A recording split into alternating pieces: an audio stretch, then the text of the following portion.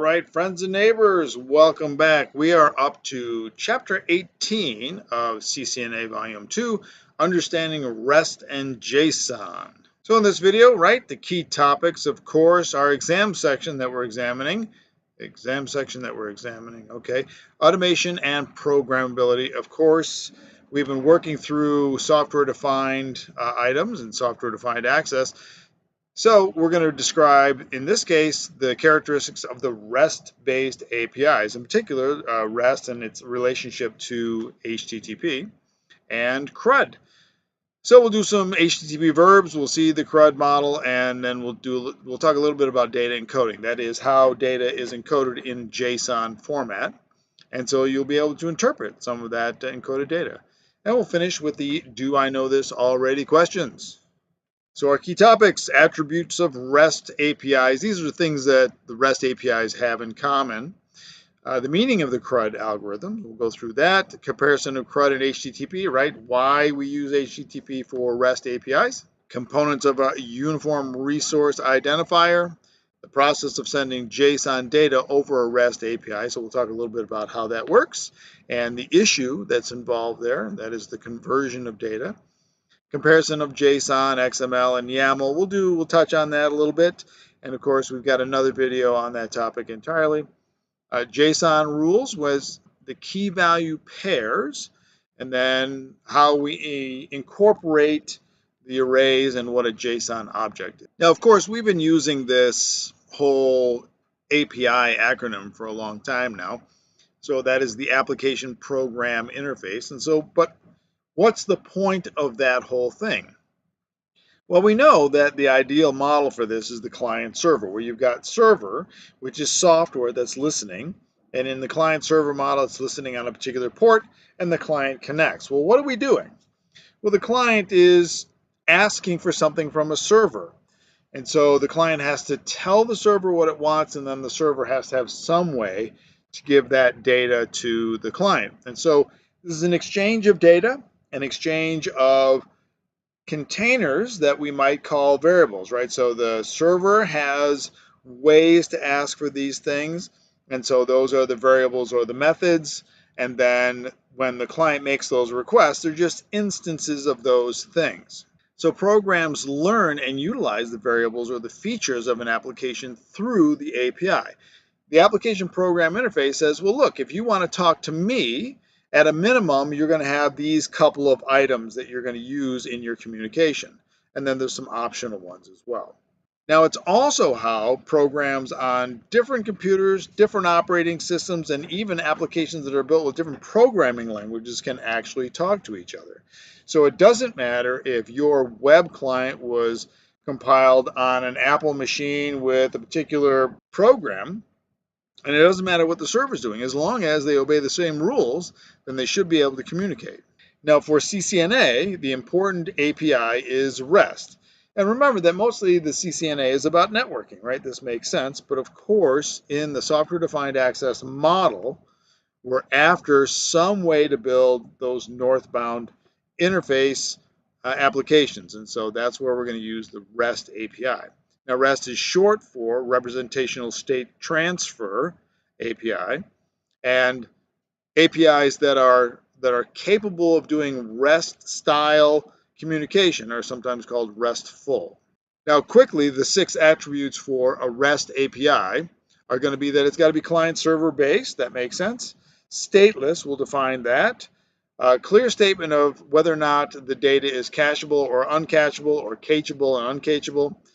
It's got to have a uniform program interface, layered, and code on demand. So we'll talk a little bit about some of the really, really important ones here. A really handy URL if you want to learn more about REST is the restfulapi.net. And right above me here, you can sort of see how this works, right? We've got a server on one side, the client, and without REST, you could be doing an HTTP-based client-server application, right? So a web server and your web browser, that's client-server. And the URL, or in this case the URI, is going to be what we're asking about. Now in the REST API, the language that we're going to use, or the encoding that we're going to use, is JSON. and REST will use the HTTP messaging to make all that happen. All right, so let's talk a little bit more about the attributes of the REST API, some of the big ones here. And so client server, right? Now to avoid confusion, right? Client server is not something that's specific to REST API. Almost all of our applications, almost all of our communications, DNS, DHCP, web, file, games, they're all client server applications. And it just means that the server's out there, it's waiting for somebody to connect, and we typically will use either a TCP or a UDP connection to do that. So in this case, one end is the REST server, and one end is the REST client, and the REST makes an API call. Now, stateless operations. Stateless just means that I'm not keeping track of connections, that my current connection is separate, that my current connection has nothing to do with connections that went on before, and is not going to guide what happens afterwards. Now, in the real world, as I said, we have TCP and UDP-based communications. TCP is very stateful. And so what that means is that we establish a TCP connection and we use variables from that establishment to determine what goes on later. So the sequence numbers, the acknowledgement numbers, the window size, these are all things that are maintained over the connection. But UDP doesn't have any of those things. So UDP is an example of what's almost always going to be stateless. And in the case of our REST API, it's also going to be stateless. Now, cacheable or cacheable, to download or not. If you are going to need to change something, that means the server might need to hang on to something or store it. If, however, you just want information or you're going to be using something that's one time and then you can forget about it, well, that's uncacheable or uncatchable, or you're not going to store it. So these are our two examples, and so for a REST API, we just want to be able to signal which one we're going to do. Now, data and variables. If you haven't done a lot of programming, this slide is for you. If you've done programming, you sort of know this already. But there are lots and lots of variable types, and I think of variables as containers, right? So I've got some variable that we're talking about. What kind of car are you using? Well, the variable is car, but it could be a Corvette, it could be a station wagon, it could be a van, whatever. So the container or the variable is a car, and then we can change that. So in programming languages, we have lots of variable types. You can have strings, integers, floats, floating point numbers, lists. I mean, there's just a lot of different kinds of variables. And some examples are things that you might see in a math function, for example, like x or y. Well, we can also say that var1 is equal to 1, where 1 is a number, or var1 is equal to 1, where 1 is in quotes, so it's a string or text. Now, simple variables are often used to collect data. So these will be unsigned or signed integers, floating point numbers, text, or strings. So very simple kinds of things. But then there's much more complicated data structures like lists or arrays and dictionaries. Now these become important to us for the REST API because the JSON formatted data is going to use these kinds of things to encode more and more data. So lists, arrays, and dictionaries are collections of data, and they can be indexed or keyed. In fact, key value pairs are an important part of the RESTful API as well. So these kinds of variables or data structures are awesome for storing and recalling data based on some criteria or any search that you might be doing. So APIs are often used to collect or request data, and REST APIs are no different. Now, the REST API and HTTP. Well, so REST APIs are going to use HTTP style messaging or use HTTP in particular. Now, HTTP was chosen for REST because it shares some of the characteristics that REST has also. So HTTP, generally speaking, is going to be stateless, going to be client server, is going to indicate whether or not we've got to do storing of the data or not. And then we've got particular kinds of messages. And we should remember that when we're talking about an API, it doesn't matter whether or not the client and server are on the same machine or if they're across a network or a whole bunch of networks are on the other side of the planet. Now, generally, programmers use this lingo called CRUD. And CRUD just means create, read, update, or delete. And these are operations that we can do with a program. Now, if you think about the security policy example in the software-defined access northbound interface, in that case, we were making requests of security policy. Can I do this? And here is the destination that I'm going to. So these were examples of where I might say, I'm going to request something, or I'm going to ask you about something, but I also might want to have to change that policy or even remove the policy. So that's where CRUD sort of comes in. Now there's a mapping of CRUD, these CRUD sort of operations, and the REST HTTP. So when we create something in HTTP, we'll be posting something. So this is right above me here. In CRUD, if you're going to read something, that's a GET. You're asking for something. Update can be patch or put, and then delete, well, that's pretty straightforward. So in HTTP, we have these verbs or messages that map to the CRUD lingo. And of course, when we look at HTTP, we can see this request and reply, right? Can I have this, or can I ask you about this? And then there's a reply. This contains what the client is interested in. Now, this is formatted in a uniform resource identifier. So the URI identifies the resource that we're talking about, or the thing that we want to talk about. Now, URI is the sort of global umbrella for all of these kind of resource locations or identifiers. And of course, we're going to be talking about things that are TCP/IP based or UDP/IP based.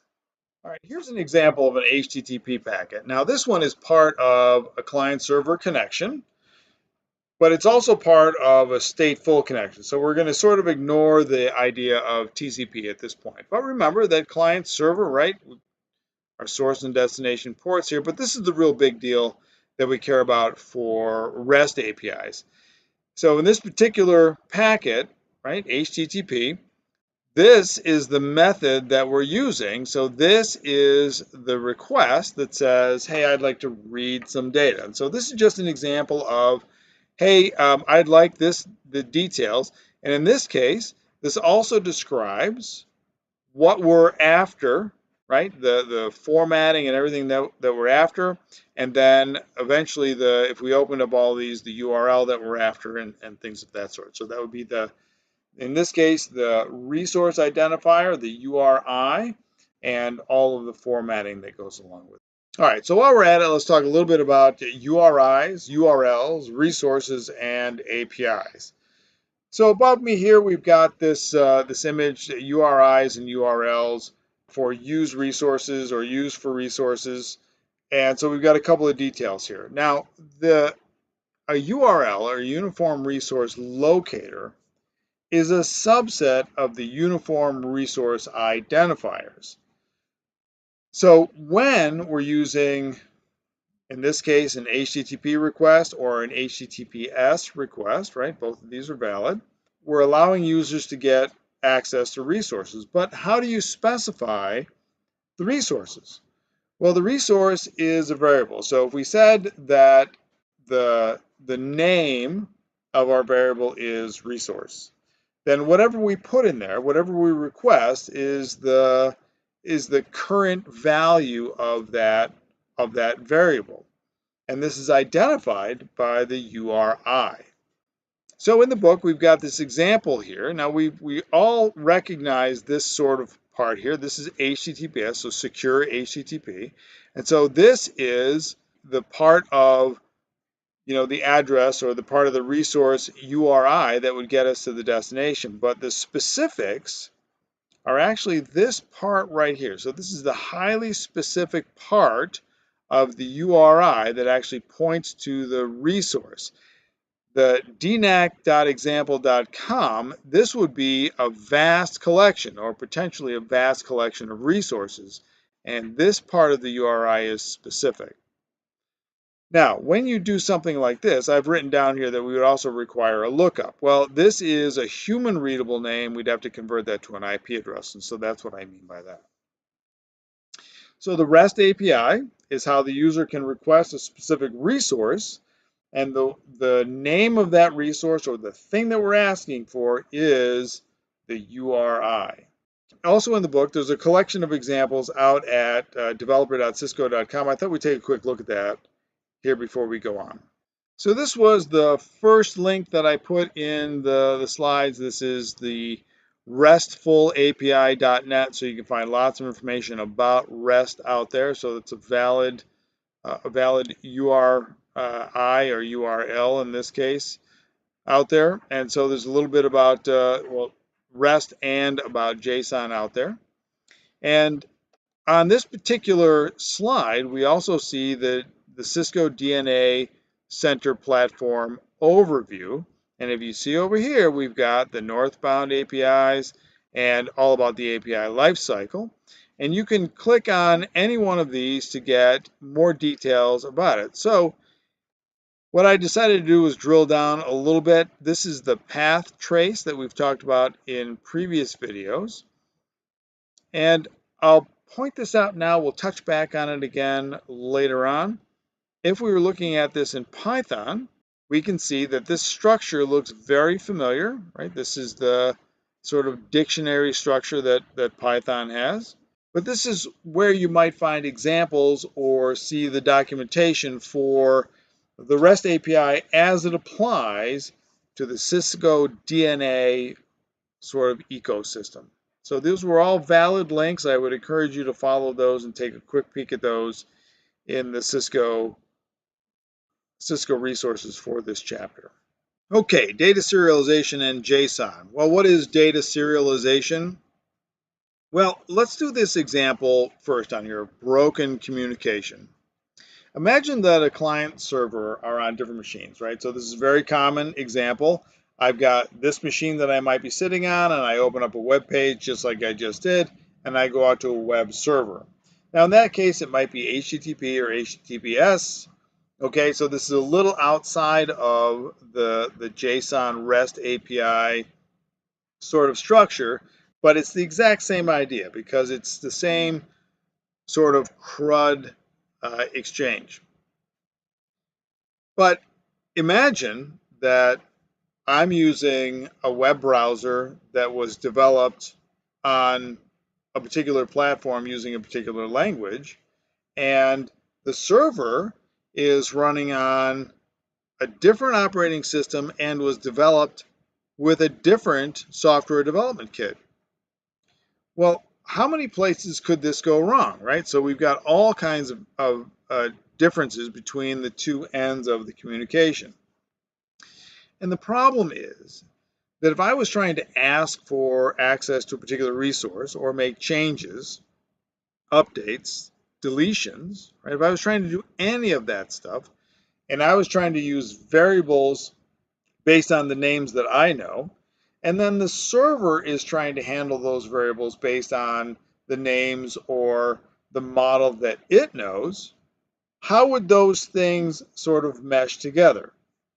So data serialization is the process of converting the variables to text that we can understand. So it's a format for consumption by other processes or between these client and server communications or interactions. So that's part of the API, this data serialization process. Now, in order to get this done, there are all kinds of special characters and conventions that manage this.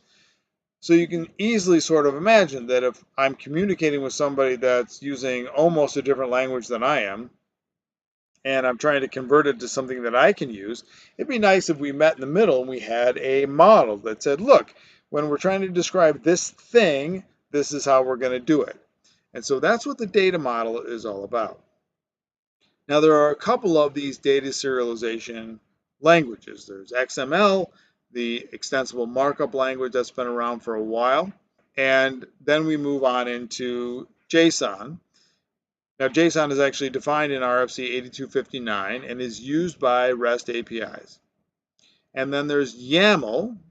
Now, the clever name, the acronym YAML is YAML ain't ML or YAML ain't markup language.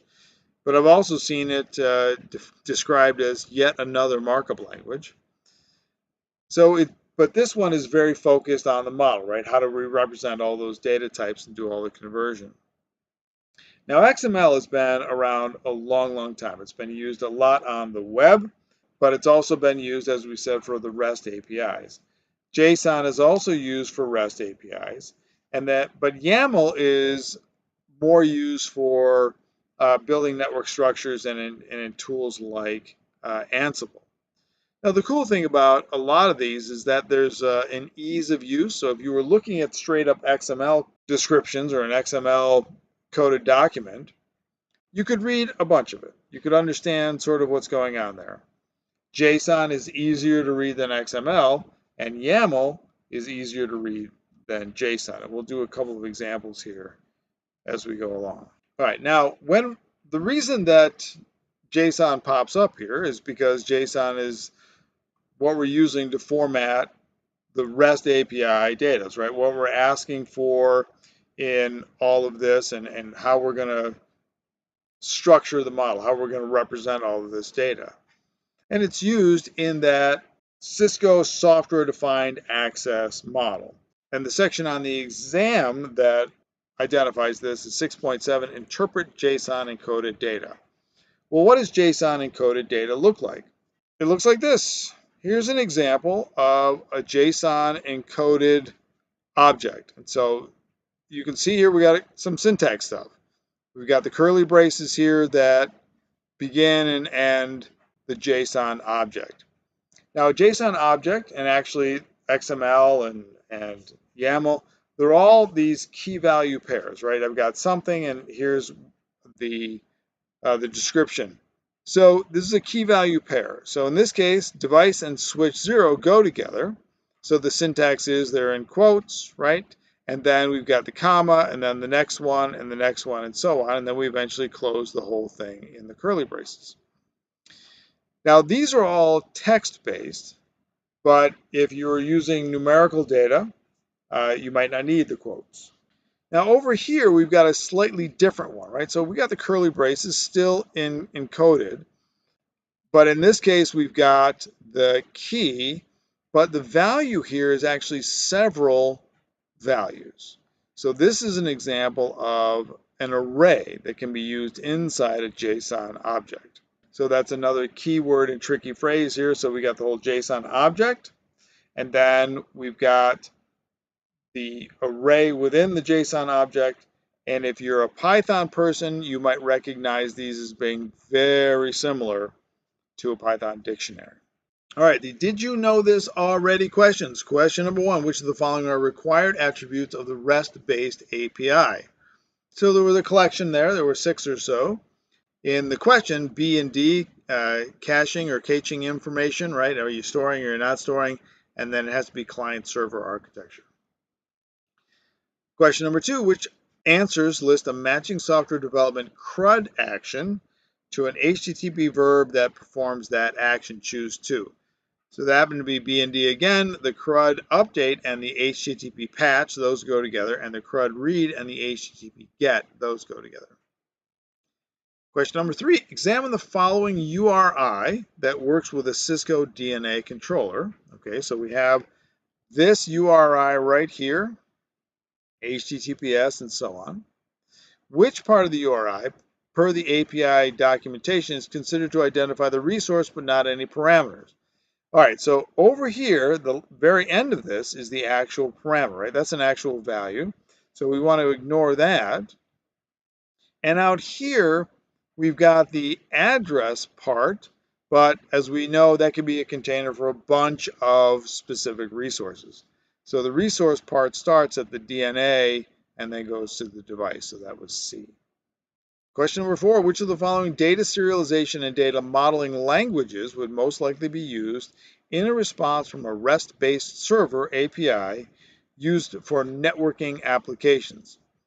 Well, from our previous discussion, we know that out there in the world, there's JSON, there's XML, there's YAML, but not all of those are used in the REST-based server. So the A and D, JSON, and XML are 2 things that you might see in JSON formatted REST server, I should say, in a REST ecosystem. Either one of those formats could be used. Question number 5, which answers correctly describe the format of the JSON text below? So we got to be a little careful here. This one tricked me initially. We can see that we got the curly braces, right? So that tells us that it's JSON. And then we've got the key here and the value right here. But there's two things, right? This is a correctly formatted JSON object with a key value pair, but the JSON object also has an array in there. So I did this one really quick, and it slipped my notice that there were two things that were true. Question number 6, which answers refer to JSON values rather than JSON keys as found in the sample JSON data as we see here? So we've got two things going on here, right? We have our curly braces, and we got the key value here, but inside we have yet another key value pair. And so the value here is actually another key value pair. So that was C and D. We've got access, which serves as the value for role, but we also have this whole internal bracket area, which serves as the value for response. By the way, in my version of the book, this question wasn't, in the study guide, the online study guide, this question wasn't there, even though it was there in the book. So you got to be, if you're missing questions, make sure you check your resources. All right, the chapter 19 look ahead, understanding Ansible, Puppet, and Chef. These are tools that make network management orchestration easier. We're going to look at device challenges and solutions and cover the basics of all three of those. And chapter 19 happens to be the last chapter in volume 2, so that'll be it. We'll do a little review stuff, but that is it. Okay, this has been JSON and REST APIs. We did data serialization. And so the serialization languages that we talked a little bit about, XML, YAML, and JSON. Of course, we looked at JSON formatted stuff because that's what we see in the REST APIs all the time. And then we talked about the REST API and its relationship to HTTP and CRUD. And, what do we need to do to read JSON? And just for fun, we got a couple of JSONs up there. It'd be interesting to see which one of them comes out on top in that fight. Well, like and subscribe if you're ready for the last chapter. We are so close to being done with this whole series. So no matter what data serialization technique you use, may those software-defined access packets always reach their destination. And hey, we're close to the end of this CCNA journey. You can do this.